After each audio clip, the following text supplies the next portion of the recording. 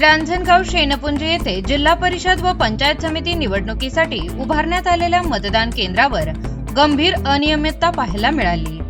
मतदान प्रक्रियेदरम्यान काही मतदार खुले मोबाईल फोन घेऊन मतदार केंद्रात प्रवेश करत असल्याचे स्पष्टपणे दिसून आले। इतकेच नव्हे तर काही मतदार मतदान करून बाहेर येताना अधिकाऱ्यांसमोर मोबाईल ठेवून बोलताना दिसत होते। निवडणूक आचारसंहितेनुसार मतदान केंद्रात मोबाईल वापरण्यास सक्त मनाई असताना देखील या प्रकाराकडे पोलीस व निवडणूक प्रशासनाने दुर्लक्ष केल्याचे चित्र समोर आले आहे।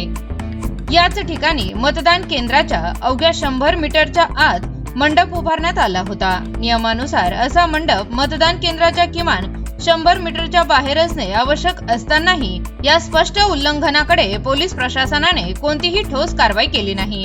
या संपूर्ण प्रकारामुळे निवडणूक प्रक्रियेच्या पारदर्शकतेवर प्रश्नचिन्ह उपस्थित झाले असून प्रशासनाच्या भूमिकेबाबत नागरिकांमध्ये तीव्र नाराजी व्यक्त होत आहे।